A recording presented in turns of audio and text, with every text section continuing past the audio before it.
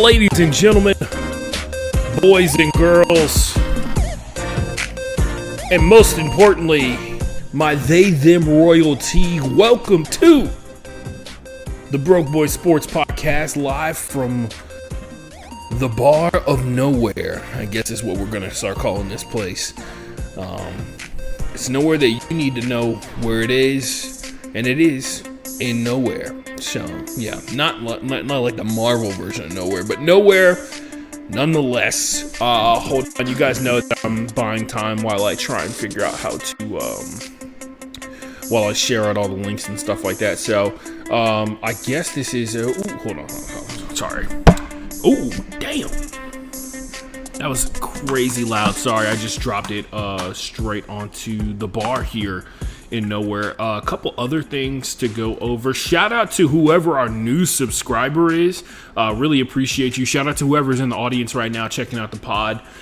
We are going to talk about four things today: the WNBA and the WNPA. We're talking about the NBA for about 10 seconds because, as everybody knows, you don't care about the NBA until the playoffs start.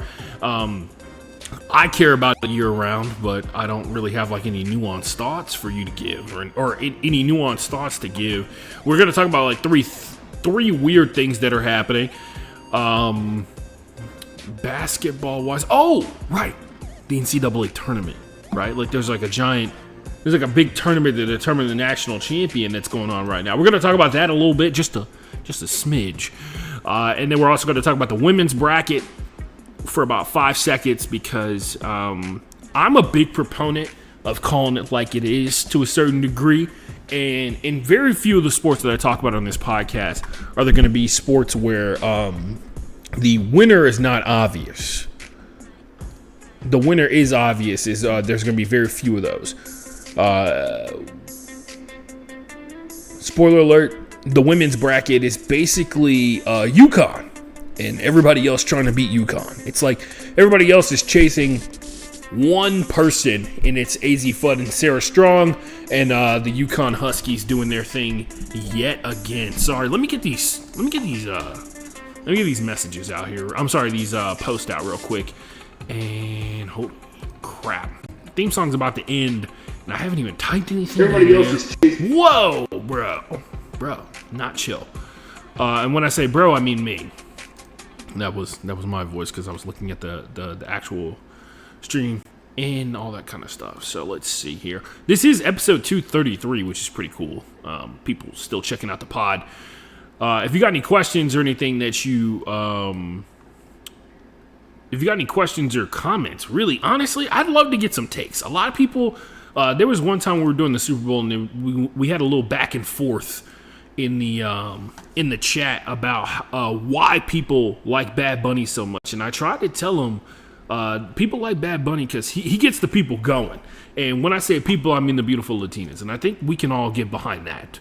We can all get behind Latinas having a good time. So anyway, sorry, launched Facebook, and I think that's it. Facebook and Twitter, that's it. Oh, and the other one, hold on, let me post it real quick on my other account. I forget I have 3 Twitter accounts. I have one that's specifically for the show, and it's supposed to post live when I go live from like a certain account. I haven't used that account for a long time, but definitely hit me up on Twitter at FB_playbook. Hit me up on Twitter at the Ashton J. I guess you could follow me on Instagram at the Ashton Forever. The word forever is completely spelled out. Outside of that, man, I don't really got too much for you. We need to get this show popping. It's 8:32 p.m. where I am right now, and I'm trying to get out of here so I can go back and do my thing, bro. I was doing stuff before this. I don't get paid to do this show, and I have a job that I have to do at some point. But anyway, let's take it from the top, ladies and gents. I've been talking in the small window this whole time. Sorry about that. Wait, is that right? Is it this one? It is this one. We're going to start off at the top. We don't have a Unrivaled segment this week because Unrivaled season is officially over. What you're hearing is the chair that I normally sit in at some point during the show. By the way, I'm sure everybody's super happy to hear this, but unfortunately, I'm back to lifting weights. It's super annoying, and I kind of hate it. I've been lifting weights most of my life, and I will tell you this. It is okay to take a break if you're a person that lifts weights. Taking from a fat guy, I went in there, I was still curling 50-pound dumbbells. I was still hitting all the numbers that I was doing before, so it gets kind of repetitive after a certain point. It's a little bit boring, but my goal was never to be super strong. I was just always told if you lift more weights, it helps you burn more fat, which allows you to drink a little bit more of what's in this cup, which is very nice alcohol. The bar in the middle of nowhere. So we got 4 things to talk about in this entire show. So we're gonna, actually get into it and stuff like that. The fun part is being able to talk about sports without being hindered in any way, shape, or form. And I don't have like some audience or ratings that I have to protect or anything like that. Now I'll start off here. We've been talking about the WNBA collective bargaining agreement with the Players Association for about 3-4 episodes now. It is finally, a couple days ago, come to what looks to be its final conclusion. We'll see what happens when it's all said and done. But as of right now, there's a verbal agreement that we're signed because there's a lot of graphics of WNBPA executives like Neka Gumke and others who have come out and kind of, they're taking their victory lap for basically increasing. We can talk. You know what? They're taking a victory lap because of the things that I'm about to talk about right now. So the new salary cap is going to start at $7 million. It was 1.5, so a massive increase from $7 million, from 1.5 to 7 million. Crazy increase. The average revenue share is going to be nearly 25%. Don't forget the number one. Don't let the weirdo men on the internet who are obsessed with this idea that WNBA players should not get what they're doing as individual athletes because the WNBA doesn't make money, all that kind of bullshit like that. If the WNBA didn't make money, do you think they'd have not only a massive plan for expansion for the league for the next couple of years, but on top of that, players that have been playing a league that has existed since 1997? If people weren't making money, I think they'd be out of the business a little bit faster. Anyway, 20% in terms of the revenue increase, because remember, I put 5% in terms of what WNBA players were allocating to, or what the league was allocating towards player salaries was 5% of total revenue of the league. Now it is up to 20%. Massive increase in that form. The Supermax deal, which does exist in the NBA and the WNBA as well. Don't forget, this is a deal that, in theory, when you talk about the finances of it, will work in the WNBA where it doesn't work in the NBA, because there are a lot more players who in the WNBA who are willing to not move for the sake of money when it's all said and done, right? They're willing to accept they're going to be able to make a lot more money, just a bit over $1 million, be able to stay with the team.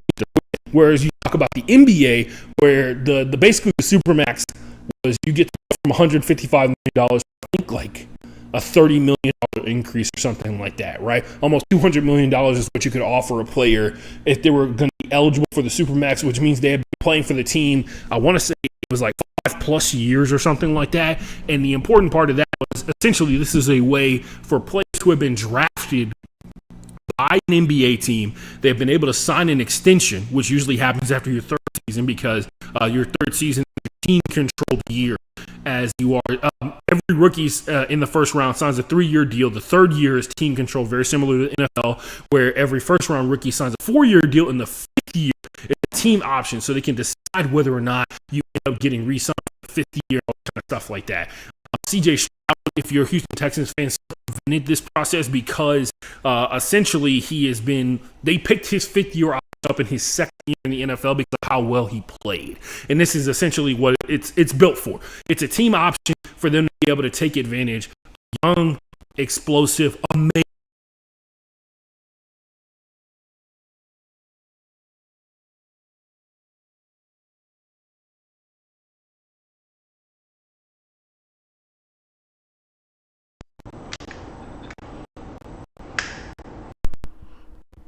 Hello? My microphone just randomly died? I don't know what that's about. Let me check on the stream real quick. What the hell was that?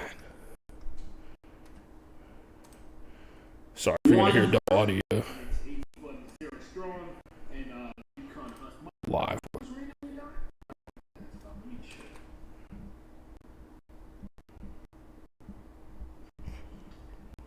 All right, we're listening to stuff right now.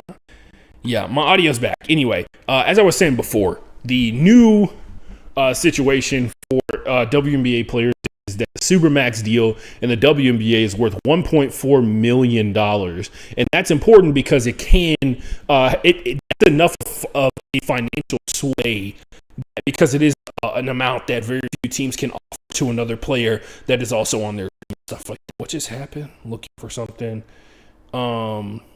Your microphone is unmuted because has no signal. It's no. All right, cool. I'm just double checking to make sure my microphone is still working so you can hear me. But going back to what we were saying before, or what I was saying before, because I am in here by myself. But the WNBA as a whole will see like a massive increase in the number. One, the ability for teams to be able to maintain control and keep their players that they had before on their roster. So a lot of teams who are having superstar players, because the WNBA was kind of hinting towards some super team-esque era, if you will, in basketball. But I think it's important to also note that the 1.4 Supermax deal is something that inspires players to stay with the teams who are eligible to offer them that kind of money, which is a combination of teams that have that kind of cap space and teams that also have core spots available. If you don't know what being labeled a core player is in the WNBA, they have a designation where if you are a player that they deem integral to the success, basically if you're a superstar, they can designate you as a core player. A couple things come with that. One, hit free agency, right? You become a exclusive free agent. The only team that can negotiate with you, the team that you are the team you were previously on, essentially, and the only thing they can offer you is the Supermax contract now for $1.4 million. So I'm imagining 99% of the time players are going to sign that, just because I will say there could be some situations like you talked about the Chicago Sky. They could be in a situation where they designate Angel Reese as their core player, and there's been a lot of speculation, and you never know how much of it is actual reporting and how much of it is fans assuming based off the situation that the player doesn't want to be there. But there's a lot of conversation about how Angel Reese has not been like super ecstatic about the stuff that's been happening with the Sky. There's been a market, like for instance, this past season, the Indiana Fever went all in terms of free agents that they were going to sign to the Fever to kind of build around Clark, and then she got hurt the vast majority of the year and was not really available to play. She did play the Team USA qualifiers that were happening, I want to say in the Philippines or something like that, when they were trying for the FIBA World Cup. Anyway, the other stuff that goes along with this is that a player like Angel Reese, where the Fever went all in essentially on a talented player, Caitlin Clark. Angel Reese showed an immense amount of talent, and the Chicago Sky essentially started to tear down their team in the opposite direction. So you have to imagine when you get that kind of signal from the front office, whoever it may be, for whatever reason, you make decisions yourself as a player, and that's a person that I can see turning down the Supermax deal for $1.4 million because she already makes so much money off the court. It would be nice to obviously make more money, but if you can make less money and go to a better team, which would obviously set you up for a longer career situation, I can see Angel Reese being a type of player in a situation where she's immensely talented on a team, has not shown a willingness to develop itself and move on from it. The average salary is going to be steadily increasing, essentially the amount of money that we've been told. By the way, this is from Front Office Sports, and it's on a Constable, had been the one that reported this, and then Shams Charania also did some reporting on this as well. The average salary range of $600,000, and the minimum is going to be $300,000. There's more information that's come out about this. The new minimum is not $300,000. It is the highest minimum possible for players who have been in the league with 10 plus years of service to the WNBA. They immediately minimum salary $300,000. You guessed it, very similar to some of the other leagues that we've seen around. Really every major league in America. This essentially increases the burden. It decreases the chance that you're going to have vets in the WNBA who are not massive contributors, right? When 1.4 million is your super max deal, which is like the highest amount of money you can offer a player, your salary cap is $7 million, $300,000. It may seem like nothing in other professional leagues, but in the WNBA, $300,000 goes. It is a lot of money that does not go a long way. So it actually kind of squeezes out some of the vets to a certain degree, because it's like, how much money are you willing to invest in a player? It's like Hayes is a player that I think could fall into this category of like, she clearly is worth the investment as a veteran player. But then there's other players who I'm not going to name, obviously, but other players who what they bring will not outweigh how much of the salary cap they take up and how much money is being paid out to them. So it could cut down the number of vets that are just available in the WNBA all the time, which, by the way, in case you haven't noticed, that's kind of like the theme about like modern day professional sports, the getting rid of highly experienced veteran players like Udonis Haslem and stuff like that, and then moving on to younger players, because the tempting ability of potential, and then on top of that, younger players, especially in professional sport, have their salaries significantly more curtailed and controlled, which is the case in the WNBA as well. Like we mentioned before, the new situation that's going on is a little bit interesting. There's other stuff that I got on this one as well. Housing will be provided for players who, in their first 3 years of the CBA, in 2029, when players are making $500,000 or less, they will still qualify for team provided housing, which is nice, because if you think about how much you pay as an individual person, because if there's ever a professional sports league that's kind of relatively close to what happens to regular people on a daily basis in America or in the world in general, think about how much money you pay in rent and potentially a mortgage in some of these cases, because some of these players could be making less than $500,000, also being players of staying in the city for a long period of time.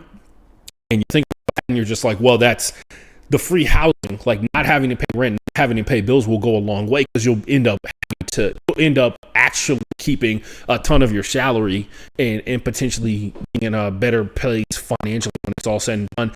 Allegedly, this whole deal is supposed to be for 7 years, and the opt-out for that 7 years is going to be in the opt-out for this deal will be in the 6th year, which you have to imagine, I'm going to be honest with you, most unions are going to be the team, or most unions are going to be in a position where they're counting on opting out in the 6th year to renegotiate again for potentially more money when it's all said and done. The starting salary cap, like I said, is going to start at $7 million in year one, and it will steadily increase. There's a potential, if things go really, really well, the salary cap gets over $10 million, maybe to even $11 million for the league overall, which means that there are going to be players who on pretty much every single roster are going to be in a position to be millionaires. So superstars are going to be getting $1 million contracts outside of the stuff that they had before. By 2021, the opt-out year of the deal, the salary cap, like I said, could exceed $10 million. The new core player rules, this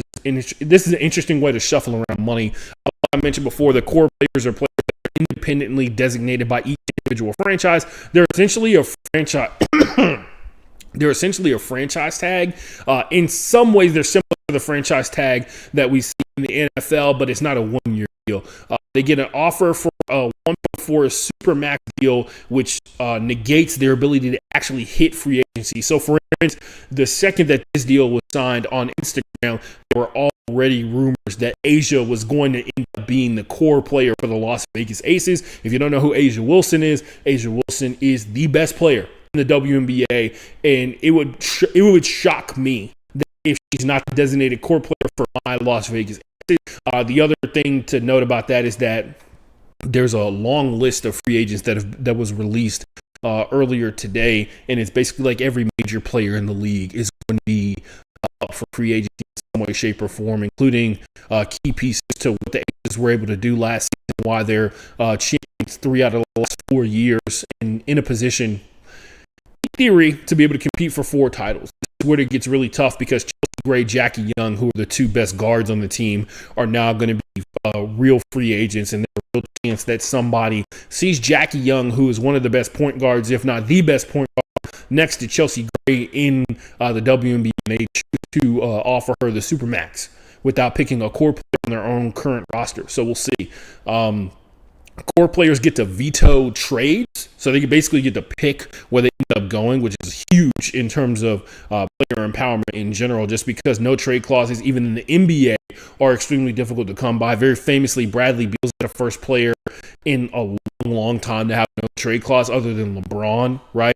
But yeah, core players that are designated core players. It's not just the phrasing of this is a core player to our team. It is an actual official legal document that designates this person to be a huge part of why the team is successful, and they get certain benefits from it. And one of those benefits is they can only be a core player three times in the entirety of their career. I think of the example that everybody always talks about is how Tina Charles, who's one of the greatest WNBA players of all time, she was designated a core player 3 years in a row for the Liberty or for the Mercury. I can't remember.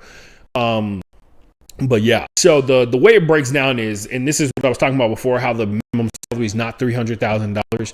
So it's based off of like your currently it's based off of how many years of service you have to the WNBA. So 1 to 3 years, $277,000. 4 to 6 years is $285,000. 7 to 9 is $292,000, and then 10 or more years is $300,000. Which I know it seems like a small increase as time goes on, but at the same time, it's not the same to every single player who is on a minimum in the WNBA making $300,000. Right? Like, think about what it takes to become a 10-year professional athlete veteran, right? And I'll tell you this much right now: when when you hear the terms, and this is sports fan to sports fan, when you hear the term years of service, you got to start thinking about like real money stuff, because there's some players going into free agency right now who are going to be eligible for year 10 this upcoming year, and what is designated a year of service and what is not will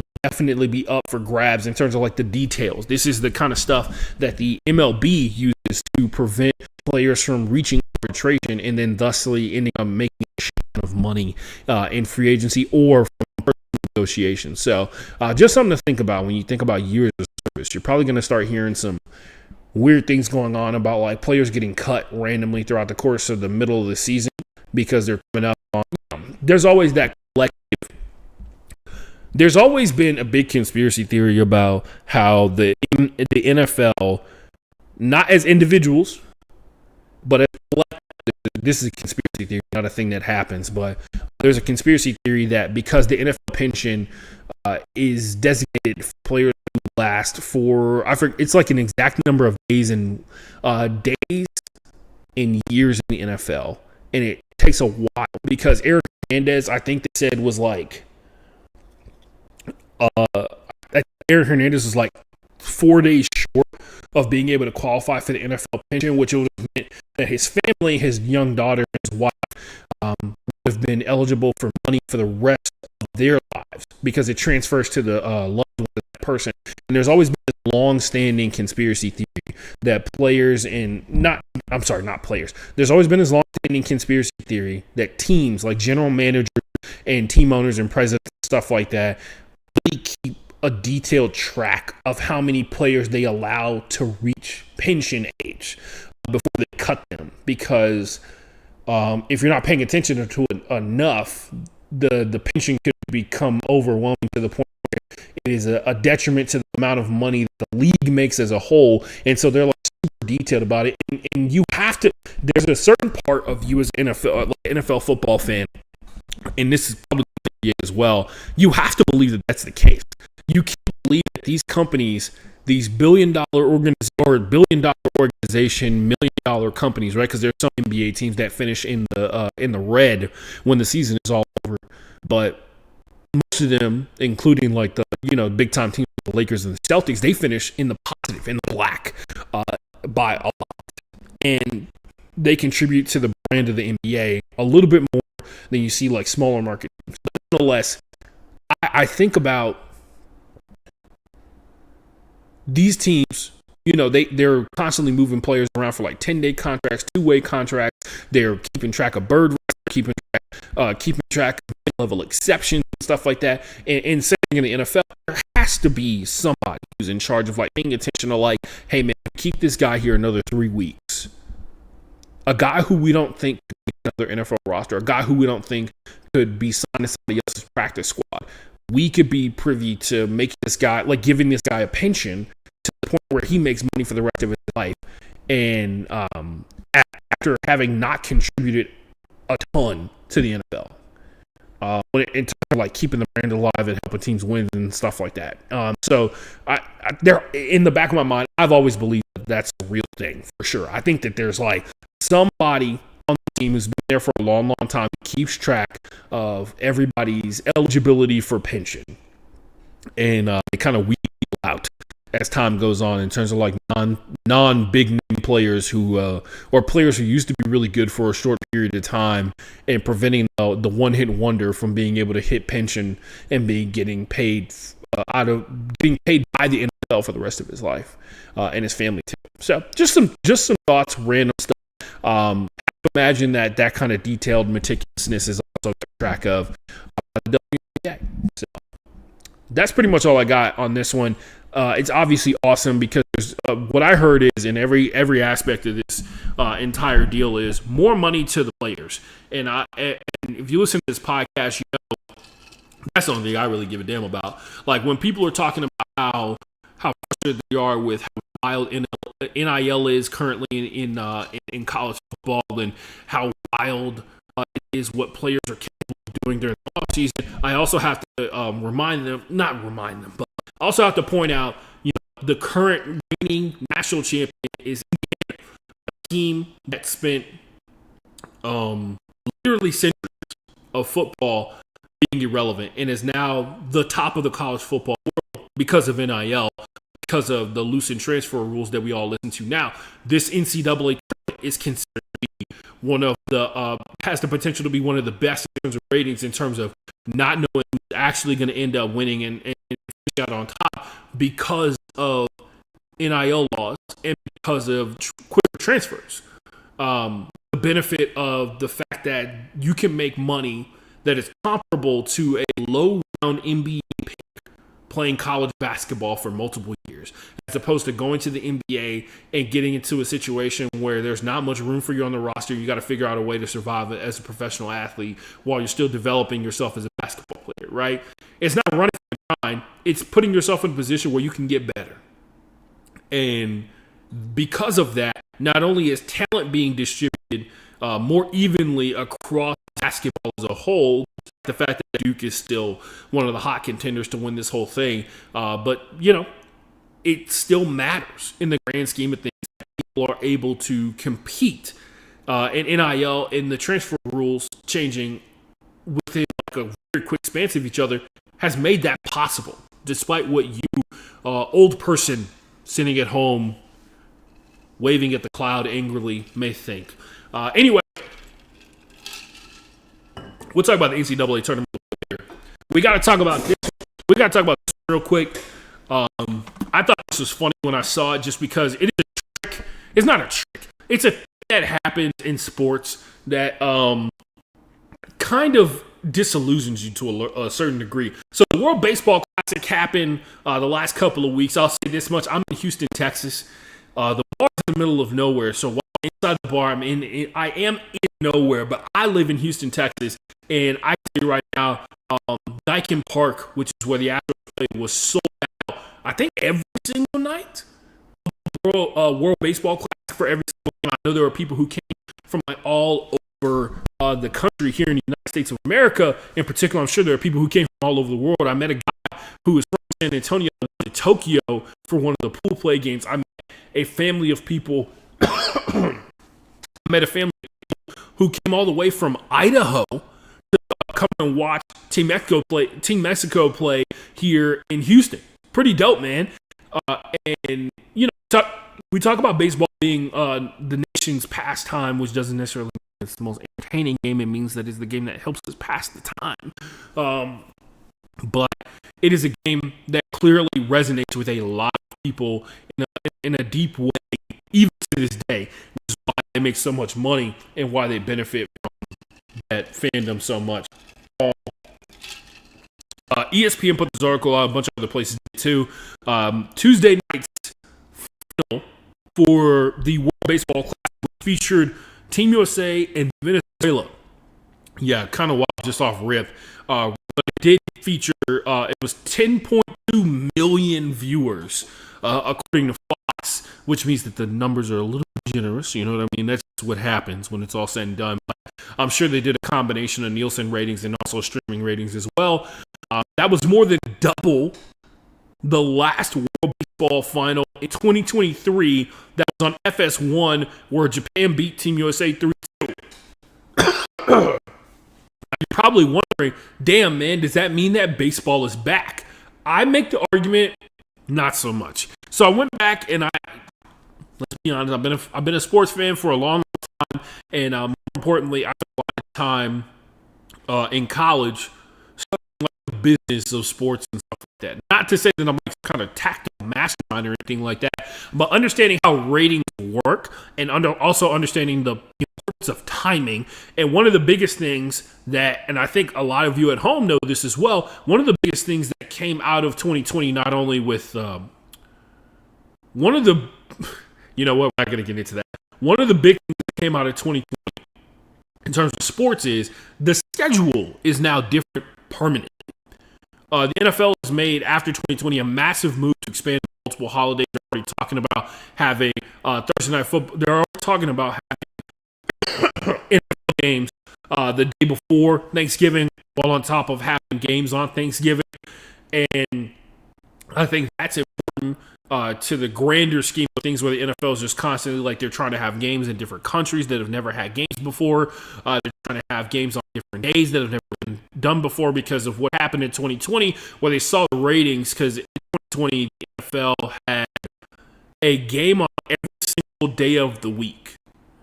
Yeah, it was every single day of the week, and they saw crazy ratings, and they dominated everything else that was on TV, despite the fact that everybody was kind of like in their houses, right? And one of the things that changed drastically was the overall schedule, right? Like the NBA schedule increased its off season, I think about like 2 weeks or something like that.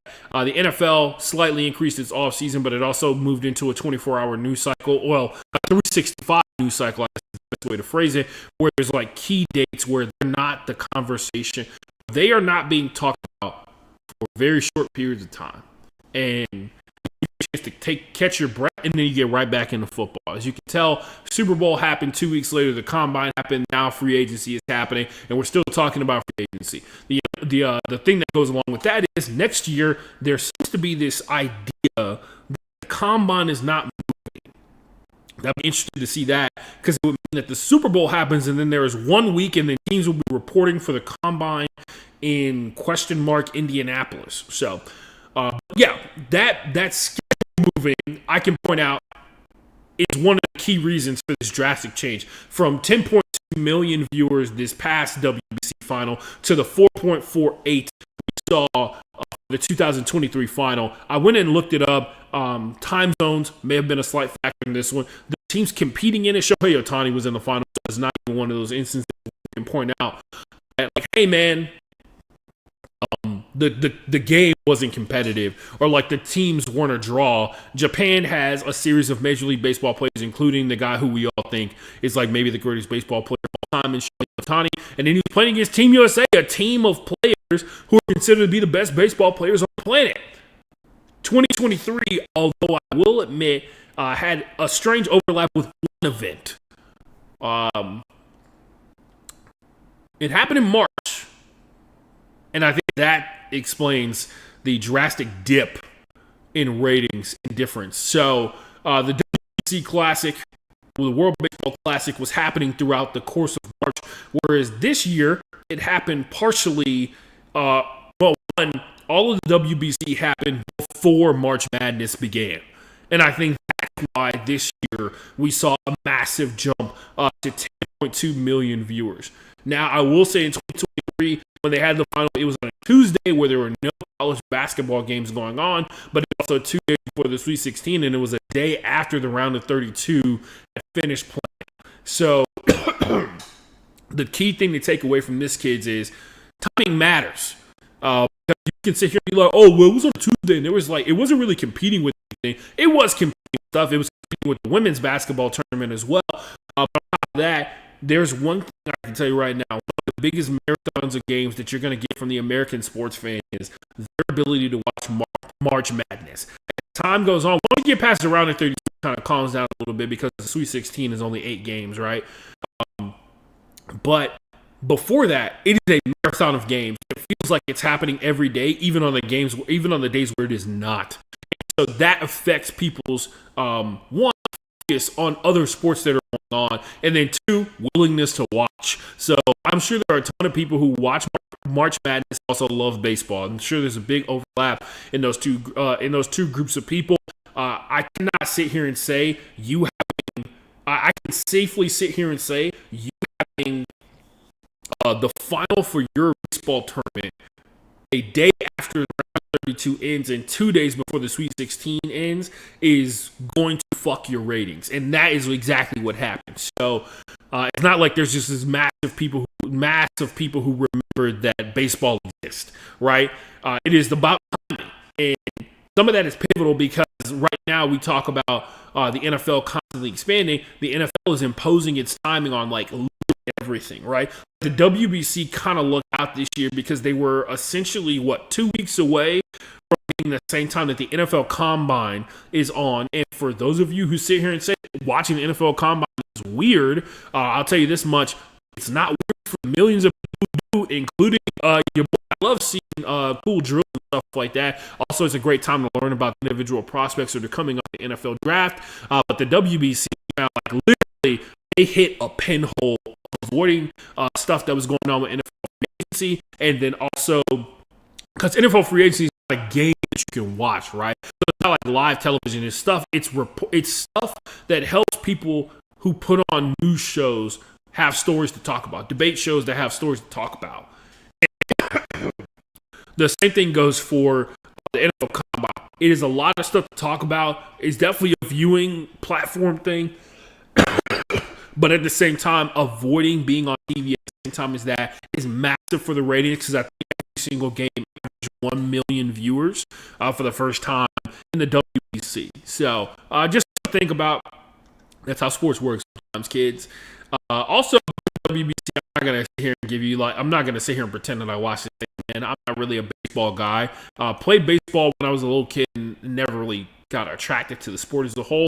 Maybe a cultural thing is the nice way that I'll phrase it. Houston was popping for the WBC a lot. Also, the WBC taught me a crazy lesson that there's a massive Japanese population in Brazil. Team Brazil's head coach is Japanese, and he's like 2nd or 3rd generation because there was apparently a mass exodus of Japanese people to Brazil a long time ago. I think it was like World War I or something like that, and a lot of Japanese origin players are on Team Brazil as well. Yeah, if you're wondering about coughing, it's the same reason I was talking last week. The allergy stuff and the change of weather. And plus a respiratory infection happens, guys. I'm on the back end of it. As you can tell, I haven't been coughing prior to this as very much. But yeah, moving on. NFL free agency going on. Biggest thing to take out of this one, we can talk about it here in a second. There's 2 huge things that happen. But we'll talk about the 2 minor things that I think are important. Isaiah Likely,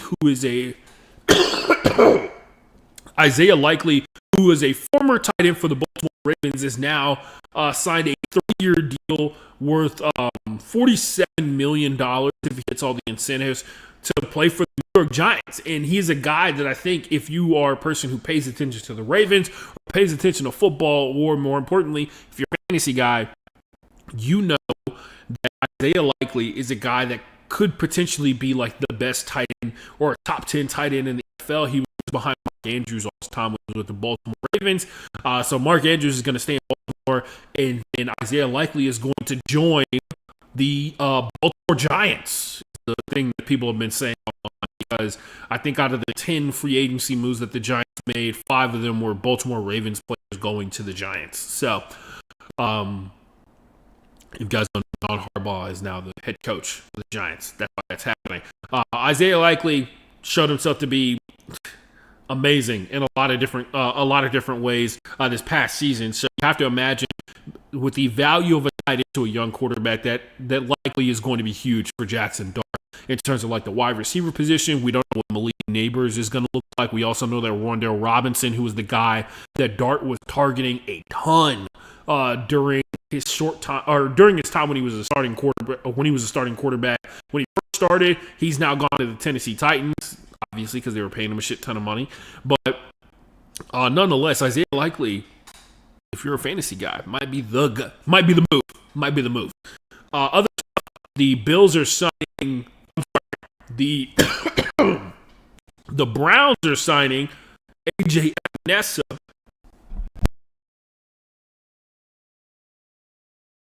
The Browns are signing AJ Epinesa. It's a 5-year, $5 million deal. It's $5 million. AJ Epinesa was one of the better pass rushers for the Buffalo Bills, which is kind of a problem. The Buffalo Bills didn't have that much of a pass rush to speak of, but nonetheless, pairing him with Myles Garrett may be the thing that helps him to get to the next level. And his whole deal was that he's like a freak athlete coming out of college, and he's still working on developing into a legitimate, nuanced, finesse edge rusher, as they like to say. So that was his whole deal. The other two things that happened, one major deal, the Broncos traded for Jalen Waddle. Jalen Waddle, formerly of the Miami Dolphins. The Dolphins sent Jalen Waddle in their 4th round pick, and the Broncos sent their 1st round pick as well as their 3rd and 4th round picks, which seems kind of low for a guy who could be a massive game changer for the Broncos. I will say this, and I was saying it during the regular season, that would be super awesome for Jalen Waddle to go to the Broncos as soon as they figure out who's going to play quarterback for him, because I don't believe that's Bo Nix, or should be playing quarterback for him. So yeah, I whoever is going to be the future quarterback of the Denver Broncos, I think that is Waddle's really great for that guy's success, the quarterback. So we'll say, but yeah, Waddle moving on from the Dolphins. They're trying to tear everything down and set everything up. If they believe in Malik Willis, who knows? Like as the future starting quarterback of the team, just because you pay a bunch of money doesn't mean they actually believe in you. But thinking that Malik Willis could take the team to the next step is interesting, considering all the moves, because none of the starting wide receivers are on the team anymore. It was Jalen Waddle, Tyreek Hill, and then Westbrook-Ikinu, who is now on the Colts. Westbrook-Ikinu going from the Tennessee Titans to the Miami Dolphins to the Colts, because if you watched in the AFC South, Westbrook-Ikinu was really good. But yeah, all 3 of their starting wide receivers gone. New quarterback.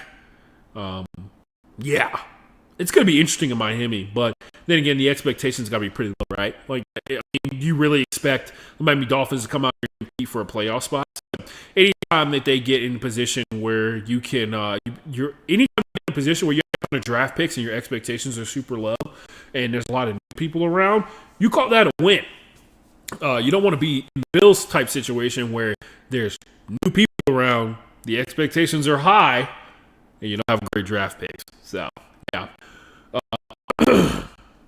Last big thing that happened in free agency since the last time that we had this podcast, Kyler Murray is moving on to the Minnesota Vikings, going from Phoenix, Arizona to Minneapolis, Minnesota. It's going to be a massive change culture-wise, massive change energy-wise as well. Kyler Murray, a guy from Texas, so first time he's played in a naturally cold place for his career. That'll be interesting. But nonetheless, this is the deal that a lot of people have been speculating for a while. If you guys don't know the deal, Kyler Murray is set to be a part of a long lineage of Kevin O'Connell, second lightly used quarterbacks who are now coming to the Minnesota Vikings, who are going to make them potential Super Bowl contenders. So Kyler, heavy mobile quarterback, has a great arm, has a lot of great ability to throw on the run. Will be on a team that is trying to win football games, which is a stark change from the last 6 years for him, 7 years for him. Also, because of the way his contract works, where he's a free agent, the Cardinals will have to. The Cardinals are paying the rest of his salary. He's going to go to the Vikings on a minimum salary deal, which is what happened with Russell Wilson when he left the Broncos. He went to the Giants. He was on literally the league minimum, like $1.5 million or something like that. And then the Broncos were paying his regular salary because just because you cut somebody doesn't mean you have to stop paying them. Just because somebody leaves doesn't mean you have to stop paying them. So that is what's happening with him. So the Vikings, once again, it's very rare to be a team in the NFL where you find yourself an opportunity to do something for the third time as an organization with a shot to be able to be like a legit Super Bowl contender. They re-signed Brian Flores. They kept a lot of the really key defensive players. And then wide receiver lost Jalen Naylor. But I don't know if you guys know this or not, Justin Jefferson is really fucking good at football. So we'll see. That was a big problem for, I believe, J.J. McCarthy, now who we all assume is going to be the backup for the Minnesota Vikings. He had a really tough time realizing that Justin Jefferson is really good at football, and I think that's why he's the backup now. Because it's really hard for me to believe if you're a quarterback in the NFL and your play is when you snap the ball, if your play is not to just throw the ball to Justin Jefferson when things get bad. I think that's why Joe Flacco is stuck around so long in the NFL, so long. If you ever go look at his numbers, when he gets in a strange situation, which he was in the strange situations last year. You know what he did when he was with the Browns? He was trying to figure out a way to get the ball to Jerry Jeudy and Harold Fannin. When he was with the Bengals, you know, he was trying to figure out a way to get the ball to T. Higgins and Jamar Chase. If you're the top guy, he's gonna throw it to you in the general vicinity, and I think that goes a long way. He likes to, coaches like to pat themselves on the back for play scheme. A lot of quarterbacks like to pat themselves on the back for arm talent and throwing and needles and stuff like that for throwing the ball. The wide receivers are the more athletic guys on the field, and usually when you get the ball in their hands, better things are going to happen for you. So maybe Kyler Murray can figure out the secret of throwing the ball to the best wide receiver in the NFL. Who knows? Only time will tell. But I'll be there to watch, and most importantly, that will be against my will. As you guys know, I watch every single NFL game, whether I want to or not, every single NFL football season. So, moving on, let's talk about the tourney. Cool things that have happened so far. The Howard Bison have won their first game ever. If you know, Howard is HBCU. It is honestly, it used to be Morehouse, but now Howard is taking over the premier HBCU when it comes to like black excellence and stuff like that. You can talk about how toxic black excellence is. Hit me up in the comments, let me know. But for the most part, man, Howard being able to pull this off, considering a couple years ago, I think it Bowl. Hold on. There's an NBA player.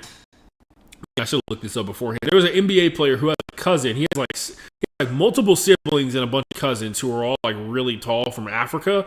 And one of them went to Howard, and they thought he was going to be like an NBA prospect. And he actually played so bad at Howard that he worked his way out of the NBA draft conversation. So that rarely happens.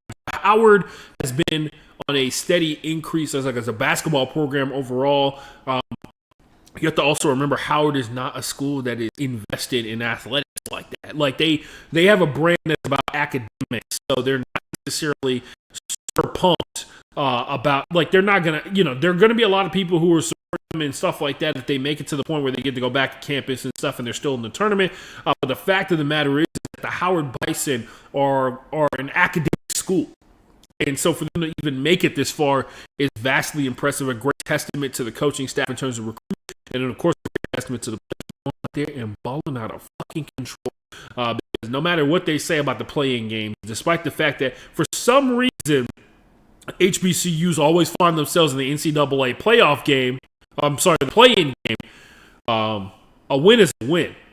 Prairie View A&M also won their first ever March Madness game. Shout out to them, despite the fact that I'm a guy who spent some time at Texas Southern. So Prairie View, not necessarily my rival, but they are near here to Houston.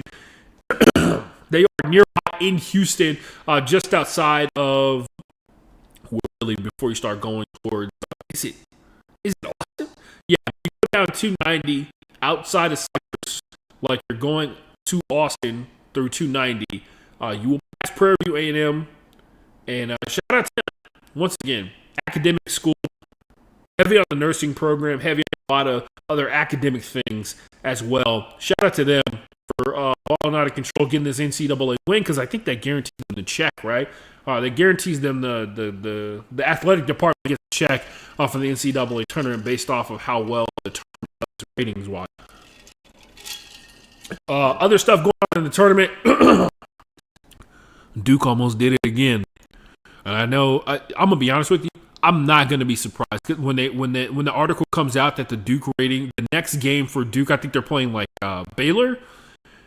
I'm trying to think. I think Duke plays High Point next. Duke against Sienna, 16 seed Sienna. Shout out to them. And they pulled off in a very key manner because they were down vast majority of this game. They were down by as much as 13 points at one point. But Duke does end up about 5 minutes left, pulling ahead to win by 6. I say that this should not be a surprise when that next article comes out after the Duke game. They're like the Duke ratings the next game sky highs because there's so many people who just want to see them lose. When they smell blood in the water, and this, I'm gonna be honest with you, beating Sienna by 6 points is the bloodiest blood in the water possible. Because there was a game, there were the Duke haters. That, it's like when you're the NCAA tournament,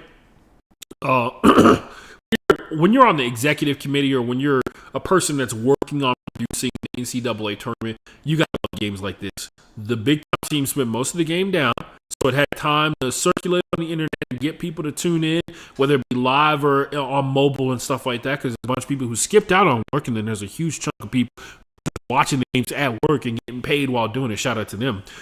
And that was huge. This game was huge for that. So this NCAA tournament that everybody's been talking about being so massive and so pivotal in terms of like nobody knows who's going to end up winning. Just a feather in the cap there. This one could be fucking lit.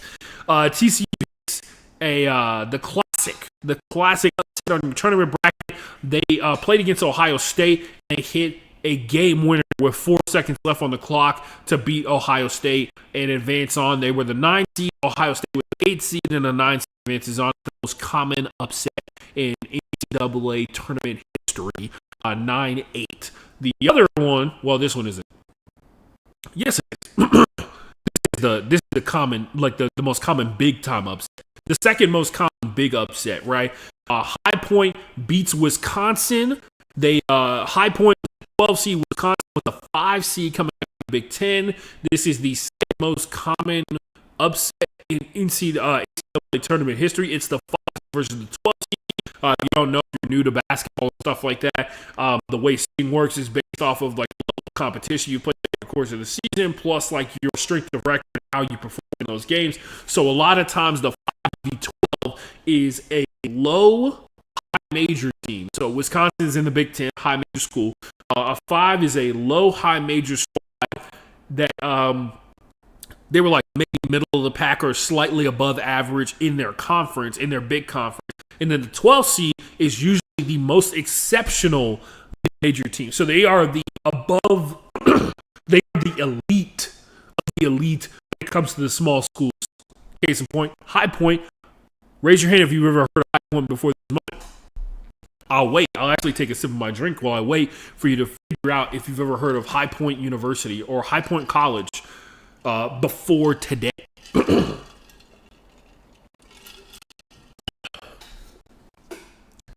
All right, I checked. No hands. No hands in the air. The only people who have their hands in the air are the people who went to High Point and know people that went to High Point. And I can't see you because you're so far in the back of the room over there. Anyway, 512. That's typically the story. 12 is a high, elite level, mid-major school, small major, low major, whatever you want to call it. And 5, the 5 seed is usually a low-level, big conference school. So these teams are kind of on the same playing field. And this goes back into what we were saying before. In years past, the transfer rules were a lot more stringent, and the NIL rules did not exist as they do today. This episode is still happening. You have to imagine now that we live in the current era, it's going to happen a lot more often. So, Chase Johnston, if you haven't seen the story, I'll say it here because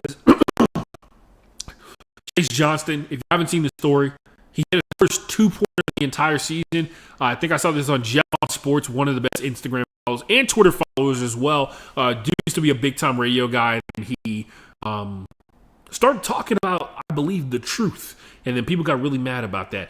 Chase Johnston hit his first 2-pointer of the season to beat Wisconsin. Before that, he had hit 64 buckets, 64 baskets. They were all 3-pointers leading up to this. And his first 2-pointer of the season to pull off the biggest upset in High Point history. Shout out to him. Talk about making March Mad. Nebraska men and women get a dub today in the NCAA tournament. The Nebraska men shockingly getting their first win in NCAA tournament history. That I literally had to look it up about 4 or 5 different times.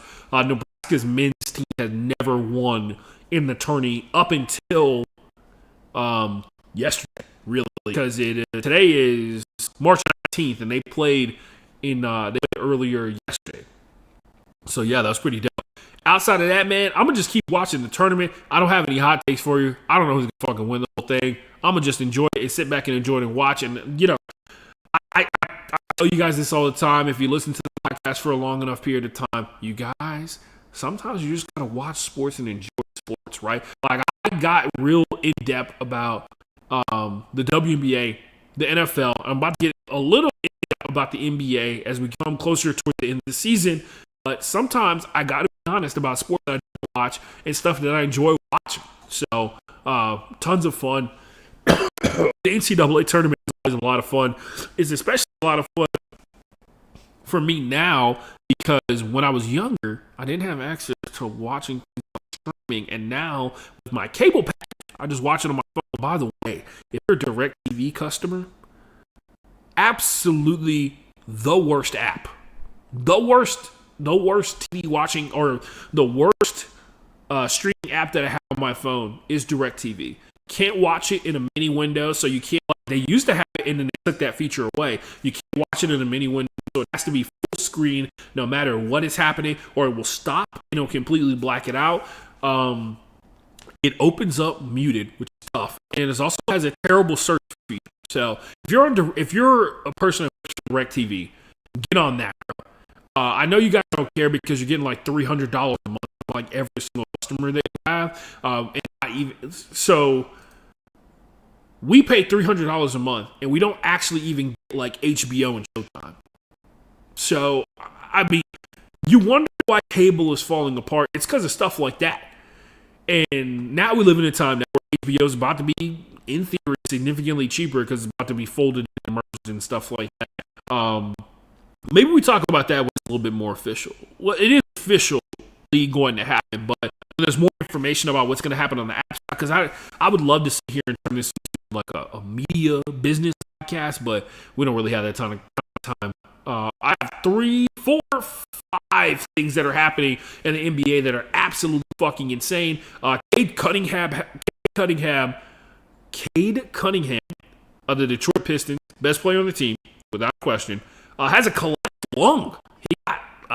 He was going for steal, and he took a full force stride from an NBA player to the side, to like the side of his ribs, and apparently punctured his lung. So he has a collapsed lung. Sorry, that is my father calling me during my podcast. We'll have to go back. Cade Cunningham with a collapsed lung. Crazy work. The Lakers are currently on a 7-game winning streak. How do I know that? It's because I watched them play last night when they got win number 7 versus the Houston Rockets, who looked absolutely horrendous in the back half of this game.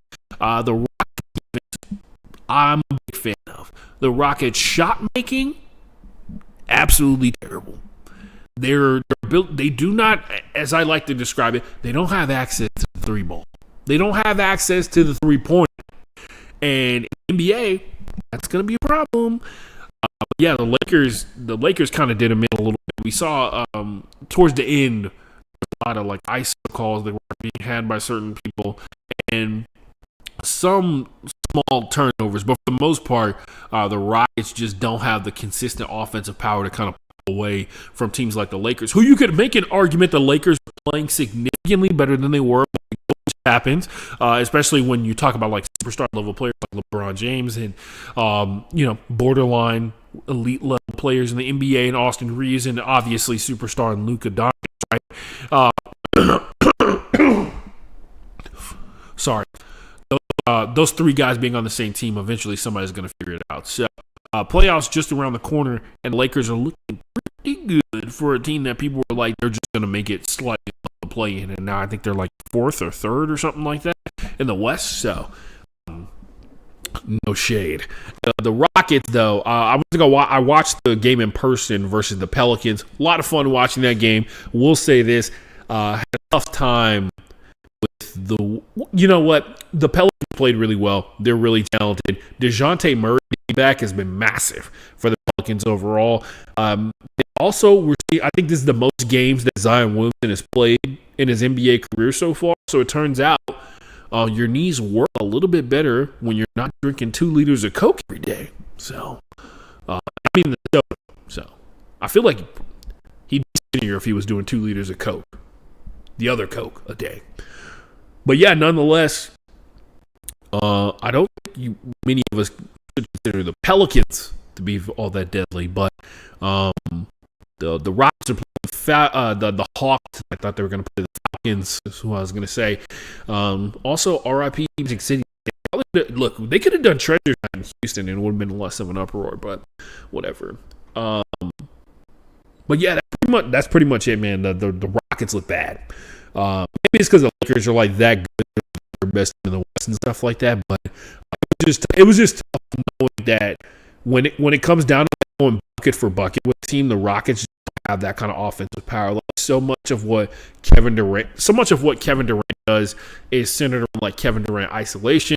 The screen game is not all that good. On top of that, the Rockets do a good job off the glass, but they just don't have enough consistency. Man, it's brutal. Like stuff that obviously Steven Adams brings and obviously brings is just missing. Like Reed Shepherd, decent 3-point shooter, not consistent enough that you can count on him or anything like that. But now that the younger players get the opportunity, I guess my job as a fan of basketball and the Rockets, and then on top of that, the NBA, is to be patient as he gets a little bit better. But it's tough to be patient when you have a team that you feel like you can contend right now with a superstar who you don't know what's going to happen, right? We've been lucky in the sense that Kevin Durant has missed that many games this season. Don't know what's going to happen next season.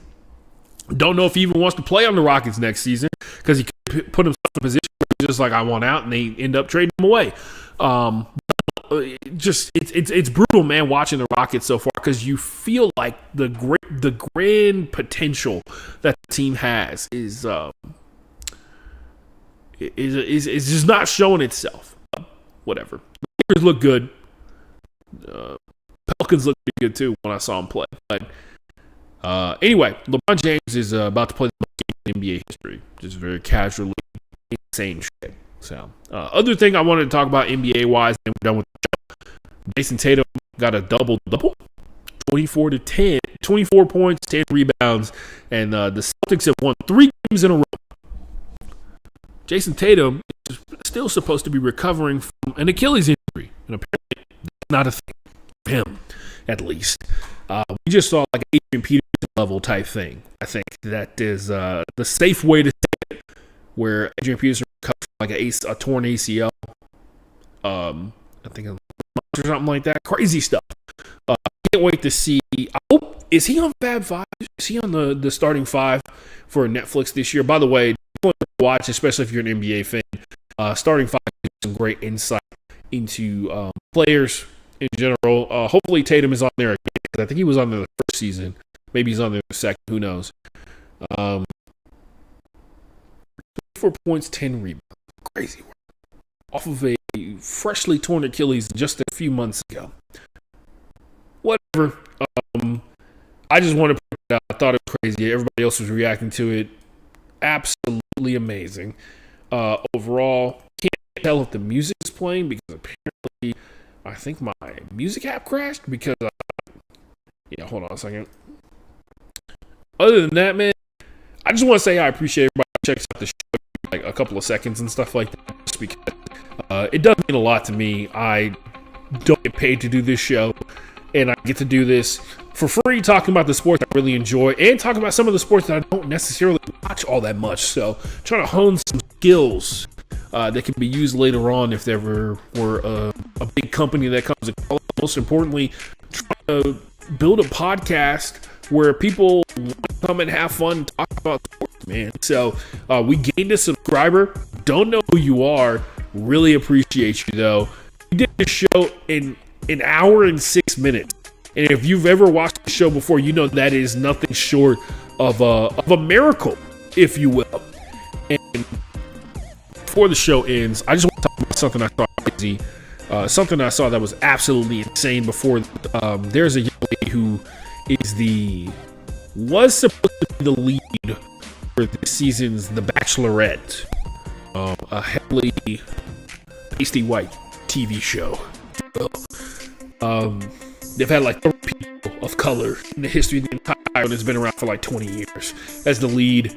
A video came out, a video that, I'm gonna be honest, I'm assuming the man in the video is the one who sat on it for to wait until right before the new episode of The Bachelorette was going to premiere and stuff like that. I'm assuming he sold it to TMZ for however much money. Hopefully he got paid.